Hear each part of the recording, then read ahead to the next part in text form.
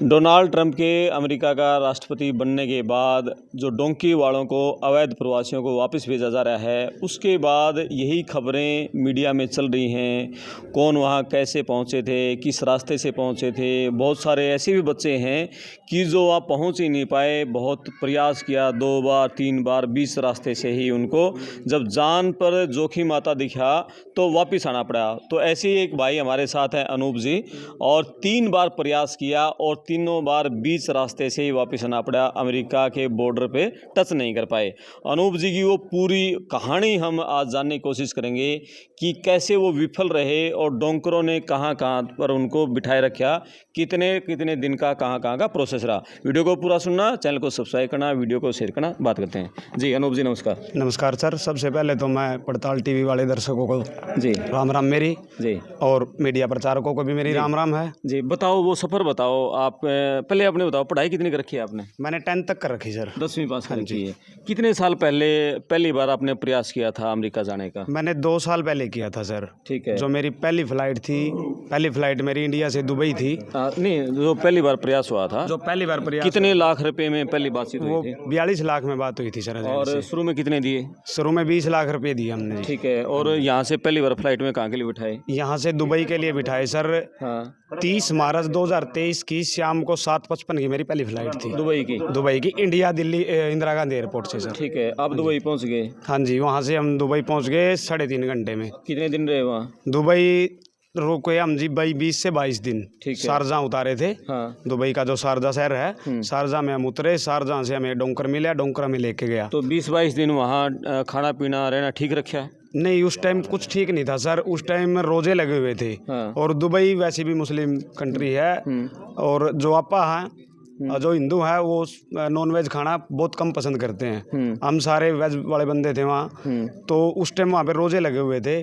20 से 22 दिन हमने खाना तो मिला, पर वो बात नहीं थी, मतलब कि हाफ टाइम भूखे थे, हाफ टाइम हमने ढंग से खाना मिला है। ठीक है। तो उसके बाद 20 से 22 दिन बाद हमारी फ़्लाइट करवाई फिर एजेंट ने, इसकी उज़्बेकिस्तान की, नहीं, इसकी कजाकिस्तान की, अलमाटी उसकी स्टेट है जी। तो अलमाटी की हमारी टिकट हुई। वीज़ा हमारा जो दुबई वाला वीज़ा था, ऑन अराइवल है। दुबई के वीज़े पे ही कजाकिस्तान जा सकते हैं हम। ठीक है। वहाँ तो 14 दिन हम वहाँ रह सकते हैं उसी वीज़े पे।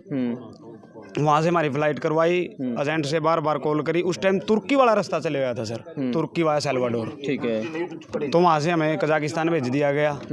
कजाकिस्तान गए, अलमाटी में हमारा रेसिडेंस करवा दिया। वहाँ में आ गए, कोई डोंकर वगैरह कुछ नहीं मिला। एजेंट से हमने बात करी एयरपोर्ट से बाहर निकलने के बाद, भाई हमने कोई पता दे, हम कहाँ जावा। उस टाइम 8 बच्चे थे हम। 8 पहले का ग्रुप जा चुका था, उन्होंने रेसिडेंस अपना होटल में कर लिया था। हमारे पास कोई ऑप्शन नहीं था। स्नोफॉल हो रही थी, बर्फ़ पड़ रही थी वहाँ पे। तो एजेंट ने फ़ोन नहीं उठाए। 3 घंटे हम बाहर खड़े रहे एयरपोर्ट पे। हमने वहाँ कॉफ़ी काफ़ी पूछी, तो वहाँ उस टाइम कॉफ़ी काफ़ी कुछ नहीं थी। एयरपोर्ट के बाहर वहाँ कोई भी शॉप नहीं थी। 3 घंटे हमने वेट किया। 3.5 घंटे के बाद एजेंट की कॉल आई वापस हमारे पास। तो उन्होंने बताया, भाई किसी भी होटल में जाकर तुम रूम ले लो और यहाँ से 1-2 दिन में तुम्हारी फ़्लाइट आगे तुर्की के लिए हो जाएगी। तुर्की वाया सल्वाडोर जाना था हमें। तो हमने अपने आधार पर, अपने दम पर वहाँ बातचीत करके, ट्रांसलेट थी हमारे पास, क्योंकि वहाँ की जो लैंग्वेज है वो इंग्लिश से भी अलग है। तो वहाँ हमने कुछ, हमारे साथ 1-2 पढ़ा लिखा भी था, कुछ हमने ट्रांसलेट थी हमारे पास, उसके जरिए हमने एक अपार्टमेंट ले लिया 8 के 8 बंदे ने। कितने लोग थे? 8 थे। 8 लोग थे हम। वहाँ होटल का जो रूम पूछा उसका पे ज़्यादा था। हमारे पास इतने पैसे नहीं थे, डॉलर कम थे, क्योंकि कुछ डॉलर दुबई ख़त्म हो गए। कुछ एजेंट कह रहा था, भाई जैसे चलोगे आपने डॉलर मिल जाएंगे। तो हमने होटल में पूछा तो होटल का रेंट ज़्यादा था सर। फिर होटल की बजाय हमने एक इंडिया का लड़का मिल गया जो वहाँ MBBS का कोर्स कर रहा था, क्योंकि वहाँ पे मेडिकल कॉलेज ज़्यादा हैं कजाकिस्तान के अंदर। तो उस लड़के ने हमारी हेल्प करी। वो मुंबई का था बेचारा। उसने हमारी हेल्प करी तो उसने हमारा एक अपार्टमेंट दिलवा दिया 2 रूम सेट का। वो था वहाँ के जो टेंगे, वहाँ की जो करेंसी है उनको टेंगे बोलते हैं। वो पर डे का 7,000 रुपये टेंगे था। हमने वो ले लिया। वहाँ हमारी 3 से 4 दिन के बाद टिकट होनी थी। खाने की भी कोई खास सुविधा नहीं थी वहाँ पे। बस ब्रेड खा लिए, दूध पी लिया वहाँ से, जो डेयरी वाला दूध आवा है, फल फ्रूट वगैरह खा लिया। 1-2 बार अपना सामान भी बनाया, नमकीन चावल और वगैरह। तो 4 दिन के बाद हमारी कोई टिकट नहीं आई। हमने एजेंट तो कहा जी टिकट करवाओ, आगे गेम बढ़िया चली हुई है, बच्चे निकल रहे हैं वहाँ तुर्की को। मेरे साथ जो बच्चे थे पहले दुबई थे वो पहुँच गए थे सल्वाडोर, हमारी टिकट नहीं उठी थी। तो एजेंट ने वहाँ हमारे 18 से 20 दिन फिर लगा दिए, रोज़ आज करवाऊँ, आज टिकट नहीं उठ रही, कल ना करवाऊँगा, ये ऐसे करवाऊँगा वैसे करवाऊँगा। 20 दिन के बाद 4 बच्चे की टिकट आई, 4 हम रह गए। हमारे से बोले एकदम टिकट नहीं उठी भाई, सीट नहीं थी, अगली फ्लाइट में देखूंगा मैं 24 घंटे के बाद या 36 घंटे के बाद। हमने कहा जी ठीक है। वो 4 बच्चे तुर्की पहुंच गए। वो जो 4 बच्चे तुर्की पहुंचे थे उनको आगे एंट्री नहीं दी तुर्की वाले ने। वहाँ उस टाइम 20 अप्रैल के आसपास की बात हो रही है, मार्च 6 अप्रैल हो गया वहाँ पे, 1 महीने से ऊपर, हमने 1.5 महीने से तुर्की वाले ने उस टाइम वहाँ बैन कर दिया था। अच्छा, जो इनलीगल बच्चे जा रहे थे तुर्की ने वहाँ पे बैन लगा दिया, भाई किसी भी देश का होगा वो आगे नहीं जाओगा हमारे देश ने पार करके। कुछ बच्चे थे जिनकी किस्मत थी वो निकल गए थे, कुछ बच्चे वापसी भेजे उन्होंने, एक पहली फ्लाइट भेजी 300 बच्चे की, और वहाँ भेजे जहाँ से उनकी टिकट बन के गई थी। जैसे कोई कजाकिस्तान से गया तो कजाकिस्तान आया है, दुबई से डायरेक्ट गया तो दुबई आया है। ठीक है। तो मैं 4 बच्चे 36 घंटे के बाद हमारे पास वापिस आ गए। मैं बोले भाई काम नहीं चले, हम तो ऐसे वहाँ से पेल दिए। हमने एजेंट से बात करी, एजेंट बोला कोई दिक्कत नहीं, आप बैठे रहो, आपकी टिकट हो जाएगी। सर हमने वहाँ से कम से कम भी 15 दिन बाद फिर कॉल करनी स्टार्ट करी। 15 दिन हम चुप रहे, क्योंकि तुर्की में ऐसा काम हो गया था भाई, तुर्की को कोई निकल नहीं सके था। हमने भी पता लग गया भाई एजेंट भी कुछ नहीं कर सकता, दूसरी गेम उस टाइम कोई चल नहीं रही थी। 15-16 दिन के बाद एजेंट के साथ बात होने लगी। एजेंट बोला भाई यहाँ को काम नहीं चलता, आपने वापस आना पड़ेगा। वापस इंडिया आए? नहीं, वापस इंडिया नहीं आए हम, वहाँ पे मतलब अड़ गए भी, हम वापस इंडिया नहीं आंदे, हमारी कहीं और की टिकट करवाओ। वो फिर एक छोटी कंट्री और पड़ी थी वहीं कजाकिस्तान के पास, किर्गिस्तान। हाँ, वहाँ पे वीज़ा ऑन अराइवल था, 2 महीने फ्री रह सकते थे, कोई दिक्कत नहीं। वो कहने लगा भाई वहाँ की करवा दे, वहाँ चले जाओ। हमने वहाँ की लोकेशन जैसे मैप में भर के देखा, देश का देखा भाई के रहना सहना है, के खाना पीना है, तो सर वो हमारी समझ से बाहर हो गया। हमने कहा जी हमने कहीं नहीं जाना, या तो हमारे यहाँ वीज़ा एक्सटेंड करवाओ या फिर हमारी कहीं की टिकट करवाओ आगे। हमारे वीज़ा भी ख़त्म हो गए थे, 2-3 बार हमारे रूम पे पुलिस भी आई है, हमने गेट नहीं खोल लिया। पुलिस आवे थी, देख के चली जाओ थी, दिन में हम घूमने निकल जाते पार्क वगैरह में छिपा के। उसके बाद 3-4 दिन के बाद एजेंट ने रात ने 12 बजे हम खाना खुना खा के बैठे थे, ताश खेलने लग रहे थे, एजेंट ने एकदम सबकी टिकट घेर दी फोनों में। मैसेज जैसे व्हाट्सएप के मैसेज आए, तुम्हारे कान से खड़े, हमने देखा हमारी टिकट आ गई। हमने कॉल करी, एजेंट ने कॉल नहीं उठाई। टिकट गिरने के बाद हमारी सिर्फ एक ही मैसेज आया, भाई जिस टाइम की फ़्लाइट है अपनी फ़्लाइट पकड़ के इंडिया आ जाओ। फिर हमने भी ये सोचा थी चलो जी बाकी काम इन चल रहे हैं तो कोई बात नहीं, इंडिया चल पड़ेंगे। हम वहाँ से इंडिया वापस आ गए, अलमाटी से, कजाकिस्तान से। उसके दौरान आने के बाद हमारे एयरपोर्ट से बाहर निकल दे, एजेंट ने हमारे पासपोर्ट ले लिए, जिसका जो एजेंट था पासपोर्ट लेगा हमारे, तो बोले जिन्हें दिल्ली रहना हो दिल्ली रहो, जिन्हें गाँव में जाना हो गाँव में। जैसे ही काम चलेगा टिकट उठेगी, हम अपने आप फिर बुला लेंगे। ठीक है। उस दौरान फिर सर मैं गाँव आ गया, मैंने परिवार तो फ़ोन करे, मेरे भाई आता है भाई ऐसे ऐसे बात है, एजेंट दिल्ली रुकने की कह रहा है। तो परिवार वाले हैं, जो पड़ोस वाले हैं, जो प्यार प्रेम के आदमी अपने, उनके साथ भी बातचीत होया कर दी। वो कहने लगे भाई तू गाँव आ जा, क्या करेगा दिल्ली, 3 महीने बार कट के नहीं आया के, अब तो कम से कम घर का खाना मिल जाएगा अच्छी तरह। तो मैं दिल्ली से गांव आ गया सर। गांव मेरे को 5 से 6 महीने हो गए, एजेंट ने कोई प्रोसीजर नहीं स्टार्ट किया। उसके बाद फिर हम हर रोज़ फ़ोन कर दे, रोज़ बकाया धंधा। उसके बाद एजेंट ने दूसरी फ़्लाइट करवाई फिर मेरी 18 दिसंबर 2023 को ही, भाई अब तू जा। वो भी फ़्लाइट मेरी दुबई की थी। अच्छा। और मैंने मना कराया सर मैं दुबई नहीं जाता, दुबई कोई गेम नहीं चलती, दुबई से कोई बच्चा सक्सेसफुल होकर निकला नहीं। क्योंकि सर देखो हम जावा थे, हमने वहाँ हज़ारों बच्चे मिला कर दे, और वो एक ही बात कर दे भाई दुबई के अंदर जो आया है वो बहुत कम बच्चा पहुँचेगा, नहीं पहुँचे नहीं का। ओके। किसी और अलग रूट से, रूट बहुत चल रहे थे। दिसंबर में तो बाकू वाला रूट चल गया था, तो इसका उज्बेकिस्तान वाला चल गया, ताशकंद वाला। हमने कहा हम नहीं जानते, बोला मेरी मान कब की बार जाओ, जेट उड़ेगा, जेट की बात हटा दी उनने। हमारे भी लालच हो गया, उस दौरान 1-2 जेट गया था, भाई जेट उड़ेगा, जेट में तो हम सीधे निकारागुआ उतरोगे, सल्वाडोर तो बंद हो गया, सल्वाडोर बंद हो चुका था उस टाइम। हम फिर दुबई चले गए सर। दुबई 1.25 महीना फिर घेर कर रखे एजेंट ने, 18 दिसंबर तक लेकर और जनवरी की लास्ट ही आ गया। फिर उन्होंने क्या काम करे एजेंट ने, फिर बच्चों को बहकाने के लिए हम 40 से 50 बच्चे थे वहाँ, 7 8 10 एजेंटों के। उन्होंने हमारी उज्बेकिस्तान की टिकट करवा दी ताशकंद की। कहने लगे दुबई में सेटिंग नहीं बनी है जेट उड़ने की, भाई आप उज्बेकिस्तान जाओ। और वहाँ से हमने पूरी सेटिंग कर दी। वहाँ से 218 बच्चे 228 बच्चे जितने होंगे अपना वहाँ से प्राइवेट जेट उड़ जाएगा। फिर उसके बाद हम सर ताशकंद गए उज्बेकिस्तान। उज्बेकिस्तान भी वो कजाकिस्तान की तरह गुआंढी भाई ये ले लो बस दोनों देश में। सारा मेरे ख्याल था 10-12 घंटे का रास्ता बस का उन दोनों देशों के बीच, बसों का है वो पहाड़ी एरिया में। तो वहाँ भी जाकर हमने देखा कोई खाने पीने का कोई खास चीज़ नहीं थी। हमने फ़ोन कराया, अगर तेरे पर वेज खाना इंडियन खाना यहाँ है तो हम खाएंगे, नहीं हमारी टिकट वापस करा दे, हम एक दिन भी नहीं रुकेंगे, नहीं अपने पैसे से हम टिकट करा के आ जाएंगे। सभी बच्चों के पास डॉलर ख़त्म थे, क्योंकि यहाँ से जब हम दोबारा चढ़ाए अंधे हमारे डॉलर भी खोसे थे और पासपोर्ट भी। यहाँ से जब हम चढ़ाए किसी को $300 दिए थे, किसी को $500 दिए थे एजेंट ने, वो हमारे दुबई लग गए। दुबई अब जब 100वां महीना रुके हैं। उसके बाद सर उन्होंने फिर कोई गुजरात का अपना रेस्टोरेंट कर रहा वहाँ, उसके साथ पता नहीं कांटेक्ट कराया। 2 दिन तो हमने ऐसे ब्रेड वगैरह के साथ अपना टाइम पास कराया, कॉफ़ी काफ़ी चाय चुए पी गए। उसके बाद फिर हमारा 15 से 17 दिन जो हमारे दिन लगे वहाँ पे हमारा बढ़िया खाना आया। वहाँ से फिर उन्होंने हमें एक बस में भेजे रात ने 1:30 बजे, करीबन 100 बच्चे इकट्ठे कर दिए वहाँ पे। भाई नोवी सिटी है उज्बेकिस्तान के अंदर ही, वहाँ से 564 किलोमीटर दूर थी वो। भाई वहाँ जाओ और वहाँ छोटा एयरपोर्ट है, वहाँ से जेट की सेटिंग हो गई है, कल सुबह जेट उड़ जाएगा। हम राजी होकर खुश होकर जी सारे बच्चे गए, नारे लगाते गए जो जिस धर्म का था। अपने कोई माता ने याद कर रहा, कोई गुरु गोविंद सिंह ने याद कर रहा, सरदार जी भी थे हमारे जिला पंजाब के। तो वहाँ जाकर हम एक स्कूल था प्राइवेट, उसमें रोक दिए सारे, रोक दिए। वहाँ से हमने ना कोई खाने का प्रोग्राम था ना कोई पीने का था, ना हमने कोई वहाँ डोंकर मिला। हमने फ़ोन लगाए, एजेंट बोले आधे घंटे में सब कुछ हो जाएगा। वहाँ कुछ नहीं था सर, वो एक गाँव था उस देश का, एक कोई स्टेट का, नोवी जो शहर था वो किसी स्टेट का, वो एक छोटा सा गांव था। गांव जैसा एरिया, खेती बाड़ी सब कुछ था वहाँ पे, गांव जैसे बिल्कुल लोग थे। कोई सिटी वाली बात नहीं, ना कोई सर्विस थी किसी चीज़ की, बस की या किसी कार वगैरह की। हमने वहाँ फिर कोई स्टार टोया, कम से कम 4 किलोमीटर वहाँ स्टोर था। पुलिस वाले वहाँ ज़्यादा थे, वहाँ कोई उनका पुलिस का कोई कैंप कूम्प था, और उसी एरिया में हम डाल दिए। साथ में एयरपोर्ट था 8 किलोमीटर पे।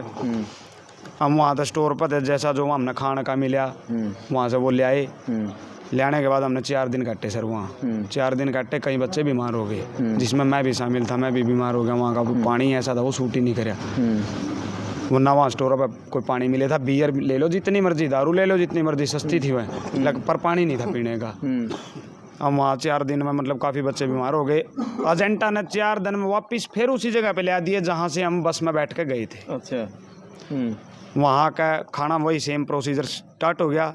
4 दिन 5 दिन फिर रोक दिए, भाई आज जेट उड़ेगा, कल न जेट उड़ेगा। उसके बाद फिर बसें आई रात ने 1-1:30 बजे, और जिसमें पुलिस ने वहाँ को पता लग गया था भाई इन होटलों में बच्चे पड़े हैं, और वो रात ने वहाँ पे फिरिया कर दी। हमने, हमारा रात में निकलना बैन था वहाँ पे उज्बेकिस्तान के अंदर, जिसमें हमारे पे वीज़ा भी था वहाँ का, 1.5 महीने का था, 2 महीने का था, 60 दिन का। हम टिकट के जरिए जा रहे थे, 1 नंबर में जा रहे थे, कोई 2 नंबर भी नहीं था, लेकिन बह तो बह हुआ है जी, जावा तो आगे 2 ही नंबर में थे। तो 4 दिन के बाद फिर हम वहाँ गए। वहाँ जाने के बाद फिर वही काम करा, सीधी एयरपोर्ट पर बस भेज दी। वहाँ एयरपोर्ट पर ना कोई बंदा, ना कोई बंदे की जात, एयरपोर्ट का लोग हो रहा, कोई शॉप नहीं, कोई होटल नहीं, कुछ नहीं। वो सुनसान एरिया में एयरपोर्ट था जरूर, खाली वहाँ सिक्योरिटी गार्ड बैठे, पुलिस वाले बैठे, भाई यहाँ कुछ नहीं, आप वापस जाओ, आपको झूठ बोल के यहाँ पे उतार दिया गया। सर हम फिर वहाँ कहने लगे वहीं जाओ उसी स्कूल में, थारा सब कुछ हो जाएगा। एक भी बच्चा नहीं माना, बस में बैठ कर वापस तीसरी बार फिर उसी होटल में आ गए जहाँ से दोबारा बस में गए थे। वहाँ 2-3 दिन के बाद एजेंटों ने फिर हमारी वापस इंडिया की टिकट डाल दी। अच्छा। भाई इंडिया जाओ, गेम सारी बंद हो चुकी है, क्योंकि एक जेट पकड़ा गया था अपना। उस दौरान हम दुबई थे, इस देश में 2 साल पहले की बात हो ली सर, याद नहीं। एक देश में अपना 300 बच्चे का जेट, 300 बच्चे का जो जेट उतरा था तो स्टे के लिए, लेकिन नोडा कार्रवाई कर दी थी कि कोई कह रहे थे भाई कोई इसमें फीम ले रहा है, कोई बुकी ले रहा है, भाई सरदार जी वगैरह वगैरह। इसके कारण वो जेट वापस आ गया था अपने इंडिया 300 बच्चे का। तो हमने भी सोचा भाई सख्ताई ज़्यादा है, भाई चलो फिर इंडिया। और तो हम फिर वापस इंडिया भेज दिए थे सर। उसके बाद हम इंडिया कोई गरा छिप कर रहे या कोई होटल में रहे बेचारा, महीने के बाद फिर हमारी टिकट आई।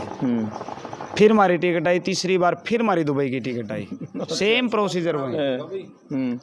हाँ दुबई की टिकट आई तो मैंने एजेंट तक फ़ोन कराया, मैं तो अपनी बताऊंगा जो और बच्चा है मैंने पता नहीं, मैंने एजेंट तक फ़ोन कराया भाई मेरे पैसे दे दे, हाथ जोड़ लिए मैं 20 नहीं लाख जाऊंगा। मांगे आपने। हाँ भाई मेरे पैसे जो तेरा हिसाब किताब बनता वो काट ले, खर्चा काट ले। तो हालांकि जिसमें खर्चा एजेंट का होता है सारा, चाहे 6 महीने रुको बच्चा कोई 1 महीने में पहुंचो, सारा एजेंट का खर्चा हो 40 लाख के अंदर ही सब कुछ बात थी, 42 लाख के। भाई मेरे पैसे दे दे, मैं दुबई नहीं जाऊंगा। तो उसने मेरे परिवार तक फ़ोन कराया, भाई अनु पकड़ रहा यार, मैं तो लास्ट चांस दे दो, मैं हाथ जोड़ू हूँ, पैसे वाली तो हमने कोई दिक्कत नहीं है, ईब का लास्ट चांस दे दे, पक्के सारे काम कर रखे हैं, ईब का यहाँ जान दे ही सीधे जेट में बैठेंगे, इन्हें दुबई रुकना नहीं, स्टे नहीं करनी भाई, जेट में जाऊँगे, जेट में दे यहाँ आगे निकारागुआ उतर जाएंगे। उस टाइम निकारागुआ वाली गेम चल गई थी सर। चले गए सर, परिवार के कहने से चले गए, बोले 20 लाख मर जाएंगे, एजेंट कौन किसका हुआ है, एक ट्राई और कर ले। मन मेरा भी था जी, इसी चीज़ के लिए कदम उठाया था सर। घर में से 2 भतीजे सके जाए भी रहे हैं, ये सारा पड़ोस अपना सह रहा है, सारे भतीजे लग गए, अपने भाई लग गए सारे, माजिब सारा कौन बोर्ड जा रहा है, चल एक ट्राई और कर। दुबई उतर गए सर, दुबई एयरपोर्ट पर है, वहाँ लोकेशन भेज दी भाई फलानी जगह चले जाओ। वहाँ तो मैं 2 महीने रुक कर रहे, वहाँ सर बताने की जरूरत नहीं, मैं अपने आप चले जाऊँगा। वहाँ जो डोंकर थे उनके साथ बढ़िया अपने रिलेशन हो रहे थे, बढ़िया जान पहचान थी। मैं उनके पास पहुँच गया, वहाँ 3 से 4 दिन फिर लग गए किसी कारण। एक बार एयरपोर्ट पर गए भी, एयरपोर्ट पर बच्चे ने अल्लाह कर दिया, शारजाह वाले पे जेट उड़ना था उस टाइम शाम ने 7 बजे। कुछ बच्चे के डॉक्यूमेंट पूरे नहीं थे और कुछ बच्चे ने अल्लाह कर दिया, इस कारण वहाँ पुलिस आ गई, हमने वहाँ से भागना पड़ा। नहीं तो उस टाइम वो 7:18 पे जेट उड़ना था, और जिसमें हमारा लिस्ट में नाम था, कन्फर्म लिस्ट भी थी। हम वापिस फिर शारजाह रुक गए, दुबई से आए थे, दुबई तो हम दोबारा आप बैठ नहीं पाए। नहीं, जेट उड़ा फिर अगले 24 घंटे के बाद, और वो जेट उड़ा जिसमें मतलब जो नए बच्चे जोड़े गए, हमारा नाम कट गया, मैं सारे बच्चे काट दिए गए, अल्लाह करया एक ने, और फंस गए सारे। उन सारे बच्चों के नाम काट कर रात रात में दूसरी लिस्ट तैयार हुई। उस जेट में 178 बच्चे गए थे, जो 18 से 19 घंटे में निकारागुआ पहुंच चुके थे। हमारी वीडियो कॉल पे बात भी हुई उनसे, 18 से 19 घंटे उनका फ़ोन बंद रहा। बड़ी किस्मत तीसरी बार भी है, बस तीसरी बार भी थी। फिर वेट कराया सर, फिर वहाँ हमने लग गया जी 1.5 महीना।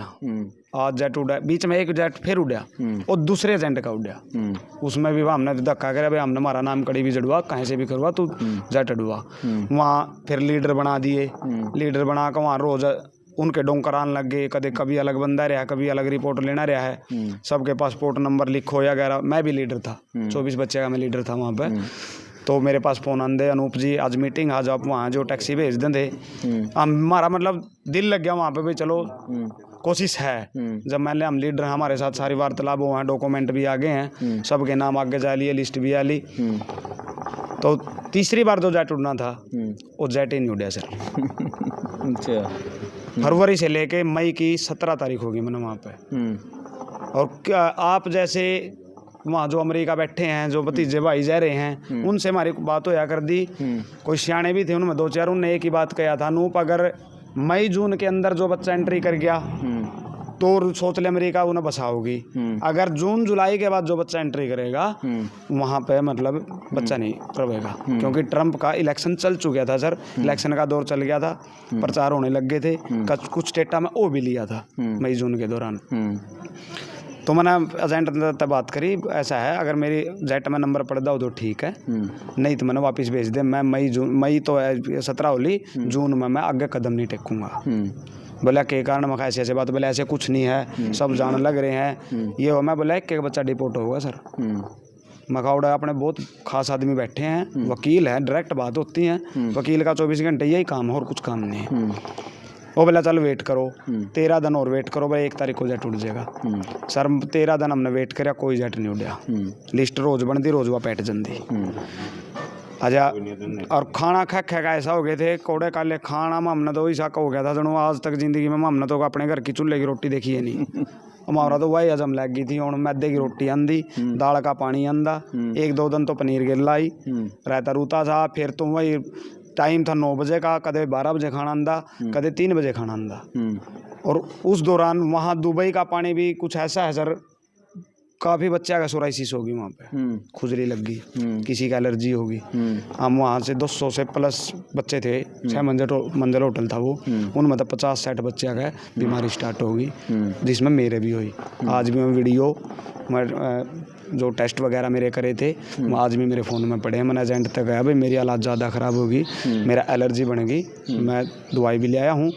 और यहाँ डॉक्टर कह रहे हैं भाई, वो इंडिया की डॉक्टर थी, केरल की थी वो, उन्हें कहा भाई अब आप यहाँ मतलब रुको, यहाँ तो किसी कंट्री में आगे चले जाओ या वापस इंडिया जाओ, यहाँ पर आपका जो पानी है वो सूट नहीं कर रहा है।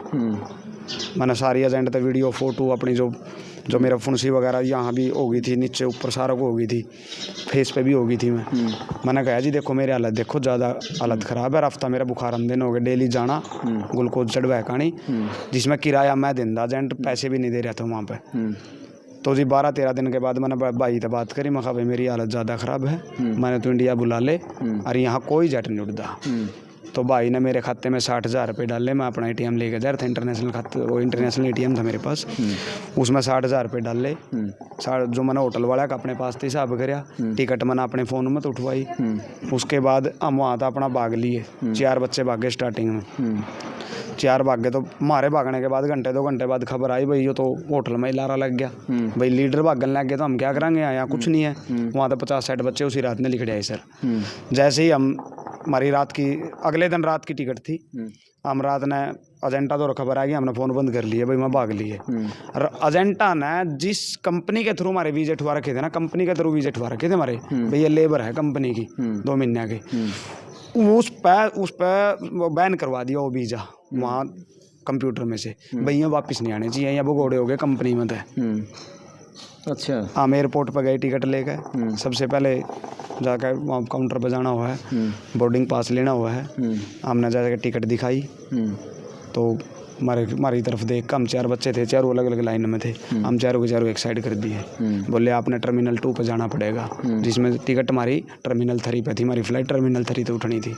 हम बोले जी क्या बात, बोले वहाँ ऑफिस है, ऑफिस में मिलो जाकर। हम वहाँ ऑफिस में गए, ऑफिस में जाने के बाद हमने अपना सारा बायोडाटा दिखा, हमने पासपोर्ट में हमारा वीज़ा नंबर भर कर देखा, बोले भाई थारे तो वीज़े लॉक करवा दिए एजेंटा ने, एजेंटा ने क्या कंपनी ने, उनके लिखे तो हम कंपनी में काम कराए हैं, हमारे वीज़े लॉक क्यों करवाए, बोले अब हम भगोड़े साबित तो कर दिया भाई कंपनी में, तब भगोड़े हो गए। तो मैं बोला सर हम तो टूरिस्ट घूमने आए थे, हमारा तो कंपनी का कोई मैटर ही नहीं है। बोले भाई उसको कॉल करो जिसने वीज़े उठवा रखे हैं, हमारे पास कोई हल नहीं है इसका, टर्मिनल 2 पर जाके देख लो, वहाँ एम्बेसी बैठी है आपकी, अगर आपका कोई हल निकल जाए तो। हम 4 लड़के हम वहाँ एम्बेसी में आए, एम्बेसी में हमने अपने वीज़े दिखाए, पासपोर्ट दिखाए, वो बोले सर इसका कोई हल नहीं हो सकता, अगर वहाँ से कंपनी आपको ओपन करा, लॉक कर दिया आप, और हमारे पास मैसेज आ रहा है, अगर वहाँ से हमारे पास SMS आवा भाई इनको जाने दो, तो हम जाने देंगे, नहीं कोई ऑप्शन नहीं है आपके पास। फिर हमने बाहर आकर एक भाई तो पूछे, मैं यार ऐसा तो हो नहीं सकता, ऑप्शन तो कुछ ना कुछ और होगा। वो बोला भाई एक कागज़ बना कर वो बनवा लो और कुछ पैसे लगेंगे, ये तो हमने जाने दे देंगे। हमने फिर वो हमारी 1.5 घंटा रह रहा था फ्लाइट का, हम उल्टे टर्मिनल 3 पाए, वहाँ ऑफिस में सेटिंग करी, 600 दरम दिए, वहाँ की जो करेंसी है वो दरम है, 600 दरम दिए। जब उन्होंने हमारे पास उस पर बोर्डिंग पास तो मिल गया था हमने, अगर फ्लाइट में जाना था तो बोर्डिंग पास पर मोर मार का बाकायदा हमने पुलिस वाला फ्लाइट में बिठा के गया, तब हम वापस इंडिया आए सर। ठीक है। अच्छा, एजेंट ने फिर वापस उस पैसे किए? एजेंट ने पैसे कुछ दे दिए, कुछ रह रहे हैं, वो भी रोज़ आजकल कर रहा है, वो कह रहा है भाई मैंने आगे दे दिए थे पैसे, मेरी भी नहीं गलती है, बस गलती तो यह होगी कि हमारे आप तो दे दिए, अब तो दे ना दे तेरा वो काम हो रहा है, कुछ उन्हें दे दिए, कुछ रह रहे हैं। हाँ, चलो ये जो कहानी अनूप की है, इस तरह की कहानी बहुत सारे बच्चों के साथ है, लेकिन अभी जो बच्चे अमेरिका डोंकी के ज़रिए जाना चाहते हैं वो अपने सपने को कुछ समय के लिए रोक दें।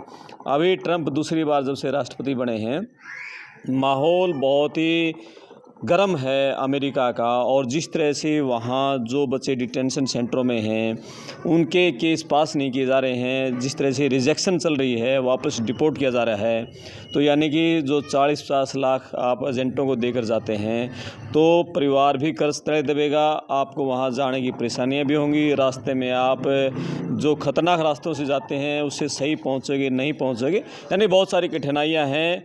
तो हालात ये है कि आप ना जाएं तो ठीक है, यदि आप अच्छे स्टूडेंट हैं तो स्टडी वीज़ा के ज़रिए जाएं, या फिर आपका कहीं सपना ही जाने का है तो एक रास्ता टूरिस्ट वीज़ा का है, आपकी कोई ट्रैवल हिस्ट्री छोटे देशों की बनाकर आप ट्रैवल हिस्ट्री किसी देश में जा सकते हैं। तो रास्ते और हैं, तो लीगल रास्ते से आप जाने का प्रयास करें, इलीगल रास्ते को जाना मतलब बंद कर दें तो बेटर रहेगा। हालांकि देखो इलीगल रास्तों से जाकर ही बहुत सारे बच्चे पीआर भी हुए हैं, ग्रीन कार्ड भी हैं, उनके पेरेंट्स भी वहाँ पहुँच चुके हैं। और हरियाणा पंजाब में तो बहुत सारे ऐसे एक नहीं हज़ारों केस हैं कि बच्चे इलीगल जाकर वहाँ बहुत बढ़िया तरीके से सेट हो गए और यहाँ परिवार की आर्थिक स्थिति भी मजबूत कर दी। लेकिन समय के अनुसार आदमी को फैसला लेना चाहिए, समय अभी ठीक नहीं है। और जब तक ट्रंप की सरकार अभी इनके ऊपर सख्ती कर रही है तब तक यही रहेगा कि आप कुछ समय के लिए इस सपने को अभी ब्रेक दें, और जब मौसम ठीक रहे, माहौल आपको ठीक लगे तो दोबारा प्रयास कर सकते हैं। लेकिन हमारा यही कहना है लीगल तरीके से जाएँ, स्टडी वीज़ा से जाएँ या टूरिस्ट वीज़ा से जाएँ। आप अपने कमेंट्स करना, वीडियो को शेयर करना, चैनल को सब्सक्राइब करना। मैं आपका दोस्त करमपाल, धन्यवाद।